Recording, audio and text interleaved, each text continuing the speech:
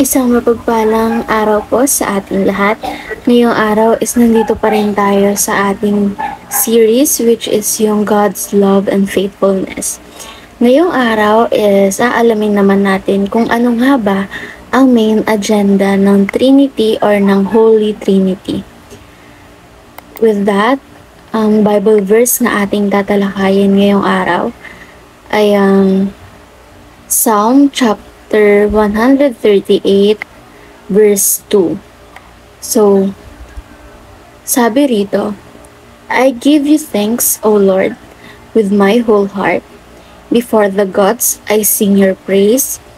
I bow down toward your holy temple and give thanks to your name for your steadfast love and for your faithfulness. For you have exalted above all things your name and your word.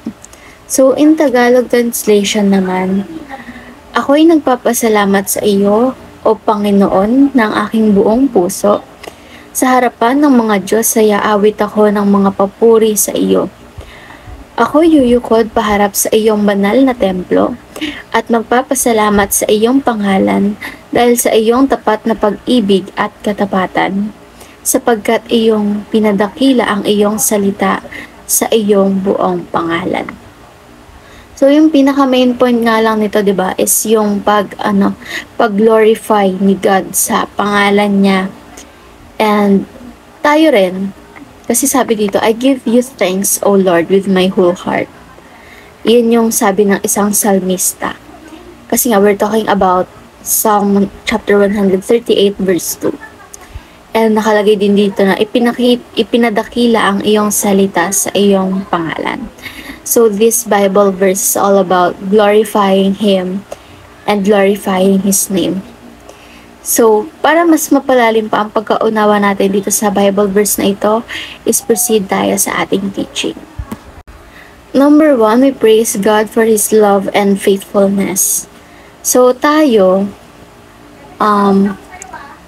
mga tao, we should praise Him for His love and faithfulness. Kaya nga sabi ng salmista, diba, dun sa Bible verse, I give you thanks, O Lord, with my whole heart. Kumbaga, from everything that He have done for us and He did to us, diba? He deserves all the praises, all the thanks, para sa pagmamahal, sacrifices, and sa pagiging tapat, yung faithfulness niya towards us. Even though na makasalanan tayo, minamahal niya tayo ng buong buo, araw-araw. And dahil sa pagmamahal na iyon, kaya tayo naligtas sa mga kasalanan natin. And that's why we are still here sa mundo, di ba?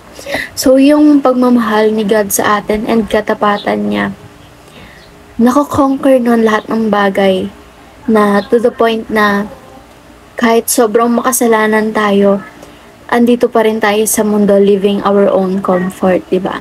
So, kapalit nun, we should praise Him, we should give thanks and praises unto Him for His love and faithfulness. Number 2, God is passionate for His own glory. So, idudugtong ko na lang yung number 3 kasi this is all about, glorifying Himself. Number 3, we take part in God's passion to glorify Himself. So, kapag si God, tinanong natin kung ano ba yung passion niya. Pag sinabi kasi nating passion, it means desire. So, kung saan ba siya passionate about or what is His passion, ang isasagot niya is to glorify His name. Yung itaas ang pangalan niya para sambahin siya at i-glorify siya ng sanlibutan ng karamihan. And given na ang passion ni God is itaas yung pangalan niya, na yung passion ni God is to glorify Himself, we should take part in His passion or in God's passion to glorify Himself. We should also glorify Him, kagaya nga na sinabi sa number 1 na we should praise Him for His love and faithfulness. That is also a part of glorifying Him. So we should give thanks praise and glorify Him or God in any way that we have to, or in any way that we know na alam nating makakapag-glorify nga sa Kanya, di ba? So, we should make effort and paglaanan natin ng oras yung pag-glorify kay God kasi isipin mo sa dami natin dito sa mundo. Araw-araw niya tayong lahat binibigyan ng oras. Sinahati niya yung sarili niya. Pero tayo na iisa lang siyang kailangan natin i-glorify, hindi pa natin magawa, di ba? So, we should reflect on ourselves sometimes kasi yung mga ganun kasimpleng bagay is nakakalimutan natin. So, ngayon naman is proceed tayo sa ating application. Number 1, join the agenda of the Trinity.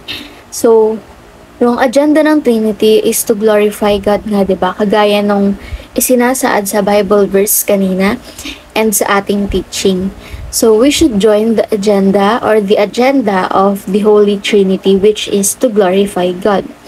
Number 2, always aim for God's greater glory. So, lagi tayong mag-aim sa greater glory ni God. Kasi, kaya naman siya, yung glory niya is inilalaan din niya para sa atin. Not in a way na kailangan natin angkinin.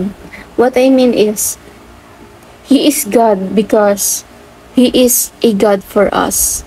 Tinataas na yung pangalan niya para i-glorify din natin siya, para i-glorify siya ng sanlibutan, which is also good for us kasi when we are in Christ or we are in God, because when we are in Him, nothing can go wrong, and kumbaga we will become more prosperous kasi hinahayaan natin siya yung mag-lead sa buhay natin.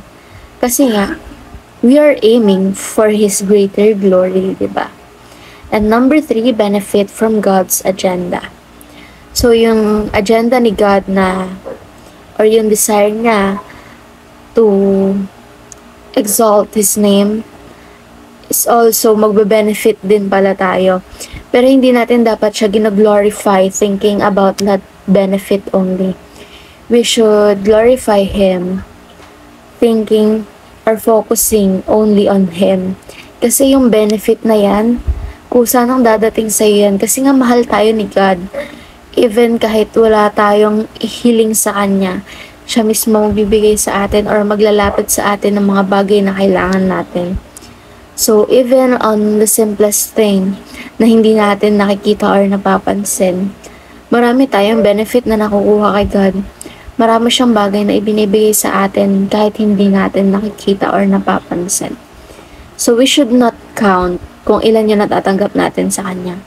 Kasi everything na nakikita natin ngayon, nagagamit, nakakasalamuha, even our families, they all came from God. Si God yung nag-create sa kanila. Para tulungan tayo makasurvive dito sa mundo natin, di ba? So, ayun. Ang last words ko lang siguro for this devotion is to participate in the main agenda of the Holy Trinity, which is to glorify God because He deserves all the praises, all the thanks, and all the glorification after all that He has done for us, and also for His love and faithfulness towards us.